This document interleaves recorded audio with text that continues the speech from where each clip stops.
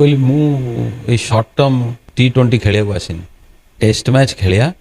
ଆଉ ମୁଁ ଜାଣିଛି ସେ ଯିଏ ଯେତେ ପଇସା ଖର୍ଚ୍ଚ କରି ବଦନାମ କରନ୍ତୁ ରାହୁଲ ଗାନ୍ଧୀଙ୍କୁ ହଉ କି କଂଗ୍ରେସକୁ ହଉ, ଯଦି ଆକ୍ଚୁଆଲିରେ ଲୋକଙ୍କ କଥା ଭାବିବ, ଗୋଟେ ନେତାକୁ ଗୋଟେ ଲୋକଟେ ଯାଇ ଗାଳି ଦେଇପାରିବ, ସେ ହେଲା କଂଗ୍ରେସ ନେତାକୁ ଗାଳି ଦେଇପାରିବ।